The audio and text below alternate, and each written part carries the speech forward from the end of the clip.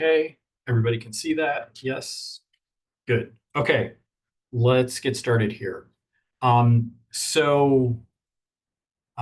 Mainly this is just a lot of updates. I don't, there's not really a whole lot new going on, but, we're just going to kind of update you all on where things are and how things have been progressing here. One thing, though, that is kind of new that I do want to talk a little bit about is just sort of the status of the grant in general, and as it pertains to our new administration and how things have been changing and whatnot. So, there was initially some concern about this grant being considered a DEI grant, mainly because, you know, uh, open textbooks have long been associated with equity and whatnot.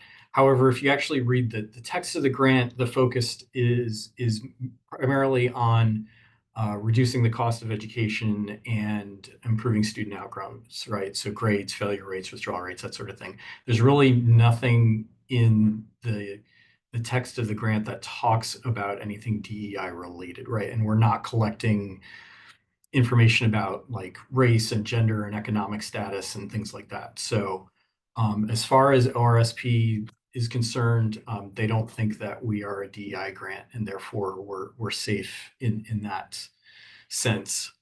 We've not received any sort of notification from the Department of Education about our funding being frozen. We haven't really heard much from them, period. So I guess in that sense, no news is good news. However, the future of the Department of Education is very unclear.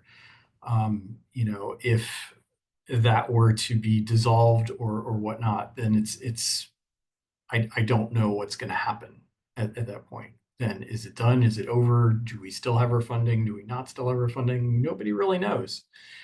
So we're just gonna, keep going until somebody tells us not to, right? That's sort of um, the attitude we've taken here. The person who was the head of the open textbook pilot program at the Department of Education has left and has been replaced by Margarita Melendez, who was we've heard the name before. She's been involved with the open textbook pilot program, but hasn't been the lead. So we're not really sure what happened to Corinne, who was running it before. We do know that the change was made directly after a number of people at the Department of Education were let go for being involved in DEI type things. I'm not saying that she was one of them. That's just kind of speculation on our part. But that's kind of where things are. I would say one thing, one change that we really should make along these lines is submit your invoices as soon as the work is done. Don't wait. Don't sit around. If you have any outstanding invoices, get them in. Let's get them in and get them processed, just to be on the safe side. So that's kind of where things are in terms of changes in the federal government. As far as reporting goes, we do have a quarterly report coming up at the end of March, so we're going to be asking for updates from faculty soon. The annual report, as of last year, was set to be due every May. I did hear recently that the system that they use to submit the report is closed, and they do not have a date or time about when it will be opened. But they will let us know once that happens. So we do not have a firm due date yet on when the annual report will be. I'm just going to continue on as if it was going to be due in May. So we're going to be starting the process of making sure we have everything that we need for that. Along those lines, we really need to make sure that we have all of the summer and fall 2024 data from faculty who have completed and used their books during those semesters. We have some of it, but we don't have all of it. So we are going to be reaching out to those folks again. We have contacted them about getting their data before, but we are going to reach out to them again and ask them to get it in sooner rather than later. I'll stop here for a second. Any questions or comments up to this point?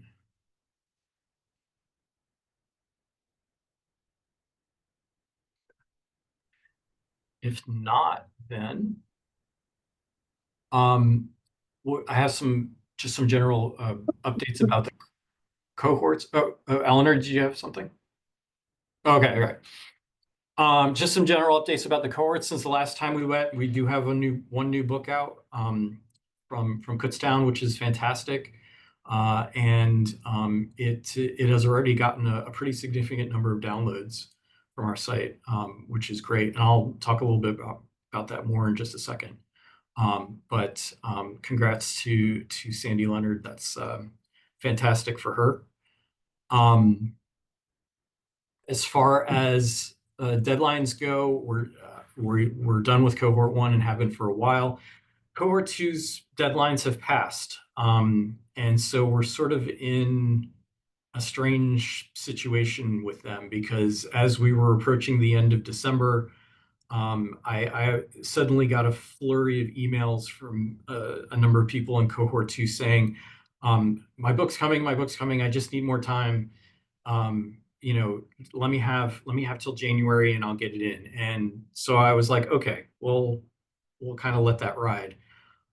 January is coming past. We did get some work for some people, but we also didn't get anything from some other people who said they would have stuff to me in January. So here we are now getting towards the end of February, and I'm kind of at a loss of what to do in terms of cohort 2.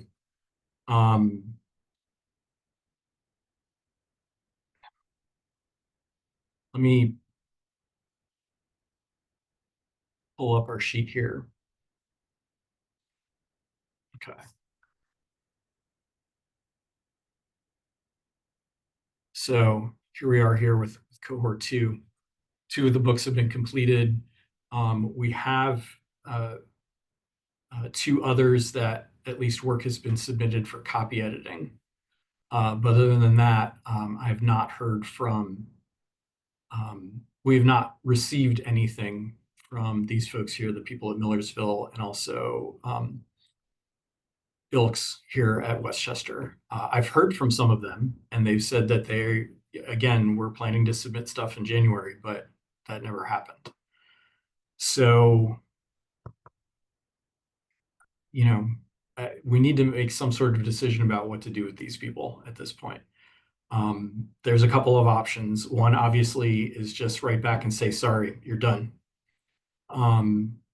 The other option that I can think of is that if there is a possibility that we know of anyone in cohort 3 that is not going to finish, we could move some people over to cohort 3 to give the cohort 2 people extra time.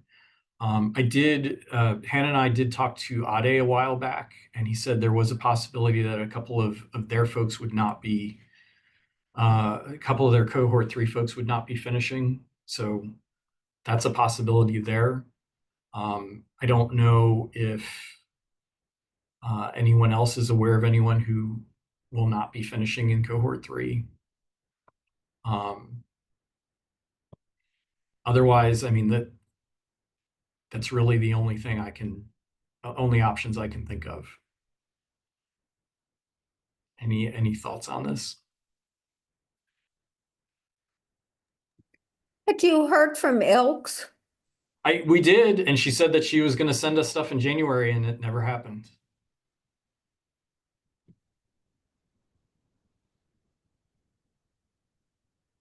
I feel like you should, at this point, kind of lob one off the bow and say, sorry, we've run off and expired. And then if they say, okay, maybe they were just waiting to be off the hook. But if they're like, I'm still working on it, then you might be able to flip them into the cohort if they, push back on being That's a eliminated. good But I mean, idea. I think you have to cover your butt and your work, and you guys have outlined and set up these deadlines, and you've gone more and beyond. And at some point, you just say, and so if for some of them maybe it was just again, and the other ones you could slide them in there in that space, but at least you would say, okay, this counts as your final notice. You're no longer involved in this, and then you have had your responsibility on it, and you notified those people. Yeah. I mean, it would be helpful to find out if we're definitely if there are any cohort 3 people who are definitely not going to finish. And if I can, maybe if I can kind of pin Ade down to that answer and see if there's a couple of slots there, then that would help things. But In my own defense, Mark, I feel like I would just string you along as I possibly could. Because I know that there's money at the end of it. And if you're still talking to me, that means that there's still money out there and there's still something that you're trying to do to get it done. But if you tell me that I'm done, then I also know that I don't have to work on it or think about it anymore. So I think it works both ways in terms of that professionalism, that we're both clear in terms of what the expectations are and would be in that situation.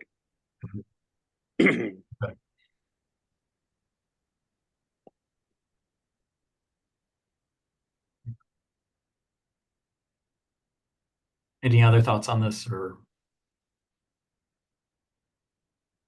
Just to verify, is Carolina okay for her cohort? I see she's in copy editing progress, but I haven't been able, she was on sabbatical. I've reached out to her a few times, but I just haven't crossed paths with her. So Carolina, yeah, I mean, she did submit some stuff for copy editing, but I think it's been a while since we've heard from her. Hannah, I mean, Yeah, so she submitted and Eleanor gave everything back that she received. And then it kind of just, we kept emailing and not hearing back otherwise. Every time Mark sent out the, hey, can you set up a meeting with us to check in? We never really heard back from her. But yeah, as of, I think it was last year at this time, Yeah, it was. most of the copy editing. Mm-hmm.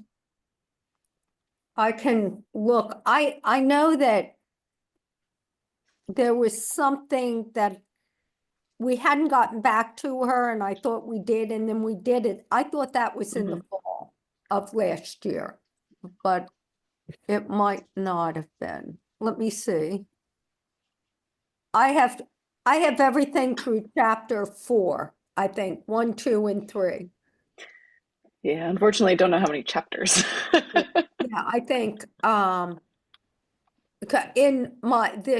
in the actual, sometimes I file things differently, but on my folder on my thing for textbook editing. And we got something, but they're both from cohort 3. And my student did the Martelius really fast, but I haven't had time to check it. I'm going to check it this afternoon. And then Judy, I just sent her stuff out. I was going to wait, I guess, till Monday or something and see about students, and then I just had a bad week. I got real sick, my car broke down. I had like one thing happen after the other. And then yesterday I realized, and I have one student that I was going to divide it upon 2 people because it's a whole book. And one student's already started on it. So we should have it done pretty fast. Yeah, I'll reach out to her again. I mean, we're in the same hallway, but because she was on sabbatical and I've been looking for her all semester to just kind of like, hey, how's it going? Because she won't get back to my emails, but I haven't even seen her in her office at all. So, okay.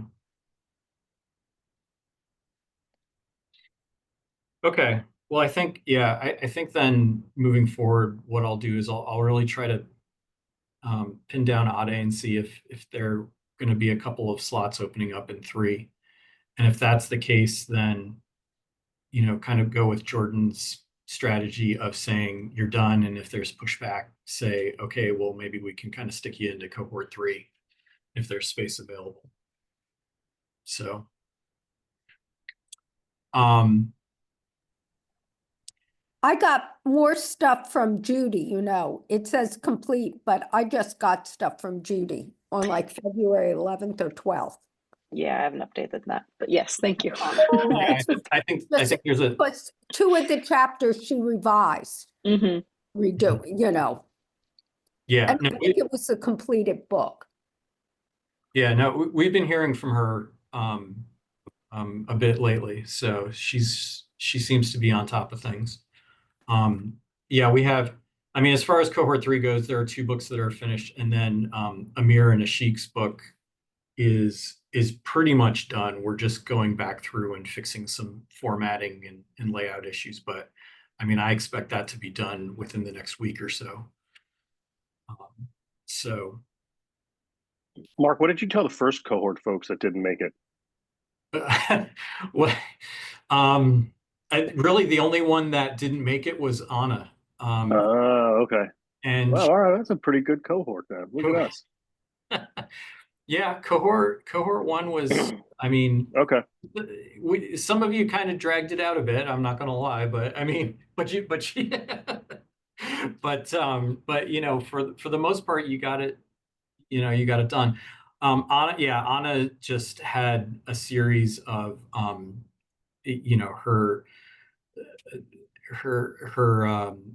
parents have had a lot of health issues, and then she was having some health issues, and there was just a lot of things that were going on that were unexpected, and so at the end of the day, we just kind of decided that she was out. You had a clear understanding with her though what the expectations were at that moment, that it was done. And I understand that you have something else, and yeah, thank you for your time. I Yeah. think similarly, those folks need that same sort of resolution in some way, shape, Yeah. or form. Mhm. Or you need that resolution. Maybe they knew, they both of you, but everybody does, I think. Okay. Okay. Let's go on. So, quick update about out of consortium issues. So, we've had a few books that have picked up more outside use. Colleen's book continues to be the juggernaut that it has always been, and picked up 3 more external institutions. One of them, the Collegiate School, is a private high school in Virginia that Hannah used to play against in sports in high school. So we thought that was sort of a funny coincidence. But yeah, her book just keeps on rolling on. Michael Downing has doubled his out of consortium use, so there really does seem to be a lot of interest in his book as well. His downloads have been high, and so that's been really great to see. And then Dan Albert's book picked up its very first out of consortium use from a university in India. I emailed him and congratulated him about that, and that was great to see. That his book is at least kind of starting to pick up a little bit of traction there. So,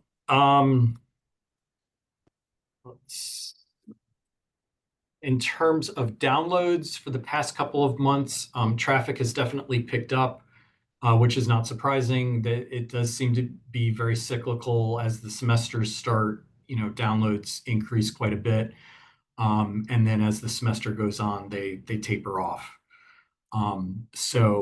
Traffic in January definitely picked up quite a bit. Traffic in February has been very high. If you look at this total number of downloads and compare it to the previous 2 months back towards the end of 2024, we're probably up about a good 300, 350 downloads in general. So, I meant to mention this earlier, but I forgot to put together. But I think, Jordan, your book definitely got a boost there from being featured in the open textbook library. So they featured they featured his book in their winter newsletter, which was really cool. So congratulations to him and Chris and Hannah and all the authors involved in that book. So Yeah, thank you. That was a cool moment for sure to have that. yep. So in terms of feedback, well, we did receive one more rating on Michael Downing's book, which was very high. So that helped nudge up our average rating on the Open Textbook Library a little bit. You know, we continue to seem to be rated very highly by faculty outside of the consortium. So that's very pleasing to see. I wish we would get more, you know, they just we get one every 2 or 3 months or so, and that's about it. But it would be nice to get some more feedback. But what we do have is, you know, seems to be scoring very well. So yesterday, Hannah and I were looking at the performance measures as we've started to get some summer and fall data about books being used. And you know, we know that there's still more data to collect from the summer and the fall of last year, but everything seems to be trending the right way. You can see, you know, from the results that we've received so far, it's pushed up the average course grade, it's pushed down the average failure rate, and it's very slightly pushed down the average withdrawal rate. So this is, you know, this is good news. I mean, everything's kind of pointing towards the way we want it to go. And so, you know, I think that, you know, this only helps us make our case for, you know, hopefully more resources down the road. But I just wanted to point that out because, you know, we were very happy to see that. As far as our to-do list, so Hannah started reaching out to external institutions to see if we could, you know, get any data from them, if they would be willing to share anything. And we have not heard a single thing back from any of them. So, you know, I guess, well, we can, you know, continue to try and see what's going on as far as that's concerned. You know, we don't need any external data, but if we could get some, it would be nice to have. Also, and as I mentioned before, we'll continue to collect data from the completed books. And I also mentioned the quarterly and annual reports that are coming up. We still have sort of an issue of leftover funds to deal with. Now, this was something that we kind of brought up and discussed last time. I know one of the recommendations was to see if we could do some sort of a conference or convening or something like that. I ran that by Naomi, so my supervisor, the head of the Teaching Learning Center, and she came back with a resounding no on that, mainly for 2 reasons. Number one, if that's something that we wanted to do, you know, in time, you know, by the time that the grant ends at the end of August, you know, it's something that we should have started advertising for quite a while ago, a year and a half ago. We also just don't have the staff really to put together something like that, and especially in this short amount of time. And now, especially in our current state where within our office, we currently have 2 people out. So I don't think that that's going to happen. I'm still mainly kind of focusing on 2 ways to spend leftover money. Number one is, and I really need to speak with our program lead at the Department of Education before I can, you know, continue with anything on that, because I'm not entirely sure what the rules are. You know, what can and can't we spend that money on, and how do deadlines affect that? It would be nice to see if we could extend Hannah more even past the end of the grant deadline. I don't know if that's something that's allowed.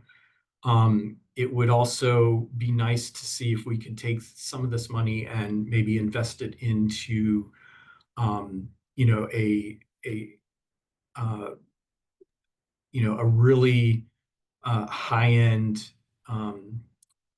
e-textbook platform like Pressbooks or something like that. Like if we could maybe get a 1 or 2 year license out of that and give people the opportunity to, if they want to migrate their books over to that, that would be a great thing too. So I'm still trying to get a meeting with Margarita now at the DOE. So hopefully I can get that answer soon. Can I throw another idea out? I don't know if it would Sure, be. absolutely. I don't know if you've been in touch with Dan Stafford from Kutztown, but he's putting together, and I'm on it, and a couple other people like Doug Scott, you probably know, putting together a small pilot program to encourage OER adoption.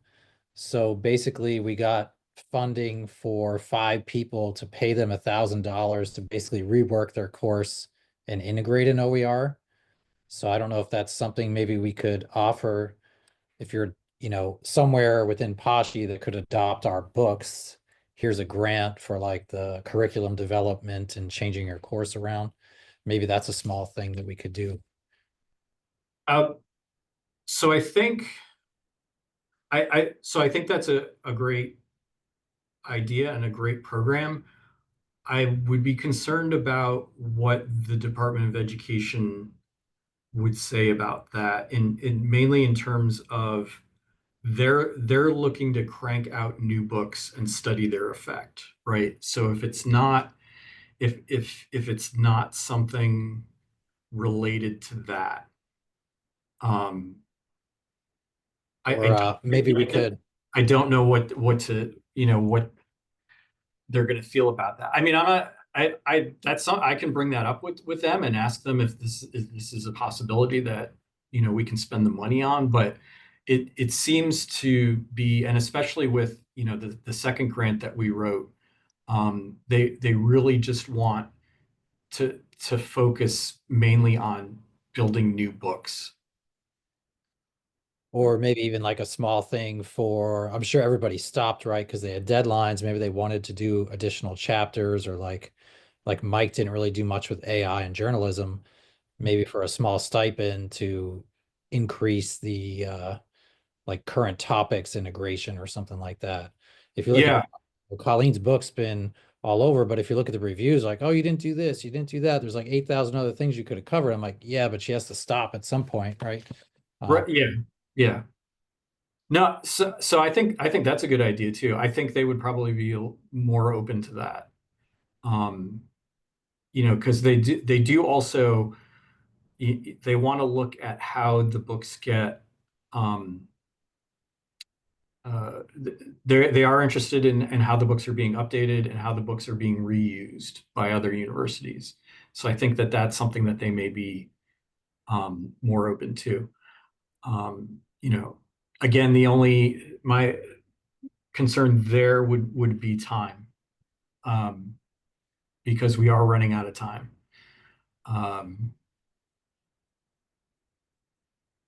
So, the question becomes how quickly can these folks crank out a new chapter and have it copy edited and have it laid out and designed and checked and all that sort of thing. But I'll bring that up when I meet with them.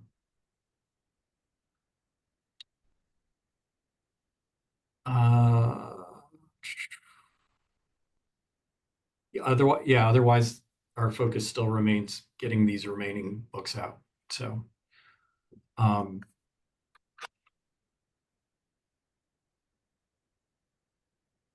the last thing I'm going to bring up is, so I want to talk a little bit about the future and sort of the progress that we've been making here at Westchester to try to get more resources for OER adoption and creation and adaptation and that sort of thing. So we put out a survey to the faculty back at the end of 2024. We have a web page that sort of summarizes the results of the survey. Again, I think I don't know if I did talk about this last time or not, but as expected, the survey showed very high interest in OER and using OER and adopting OER and the desire to create OER. We didn't get as many submissions as we had hoped for, but you know, what we did get was really good.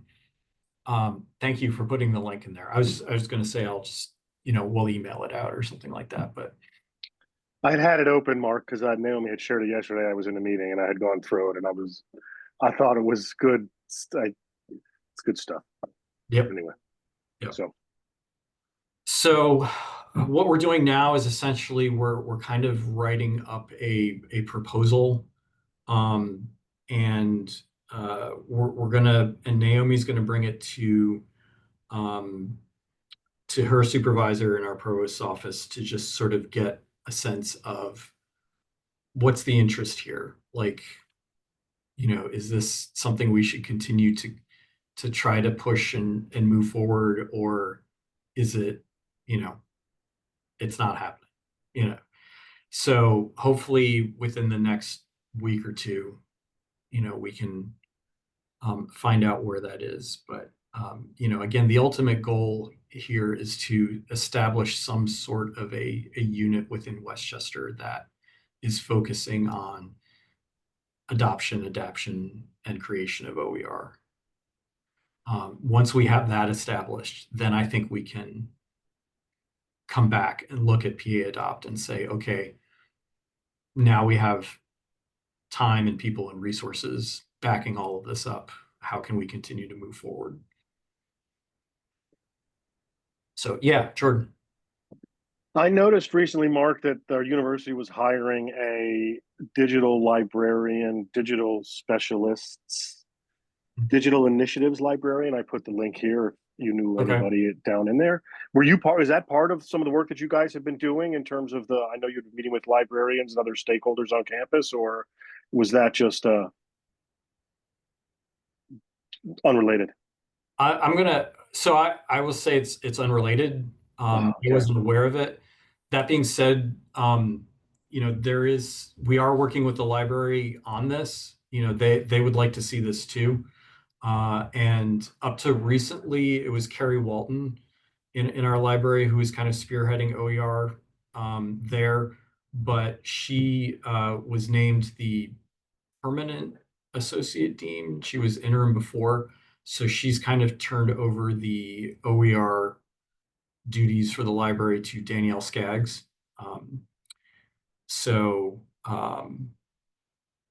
But yes, we have partnered with them on this to kind of push this through because they want to see this as much as we do. So sounds like help is on the way then if they're hiring somebody, and certainly be digital initiatives. If you look at that, I think there's this would be part of that in some way, shape, or form. Yeah. Well, and if you look at, there's a new strategic plan for the library. They do talk about OER and in it. So, I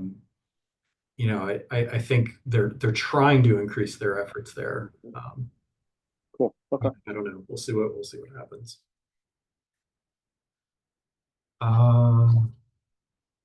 That is all that I have otherwise. Any questions, concerns, anything that anyone wants to bring up at all? I had a couple questions about things, but if people need to go, I can just check in. I had a couple questions about invoices, and I see I missed one on email that you had sent in January that I somehow didn't see. But if anybody else has questions or needs to go, if you guys have a minute, I could talk with you about that. I'm going to take thank you. Appreciate that, Mo. I'm going to step out now. It's nice to see everybody. We'll be in touch. Take care, y'all.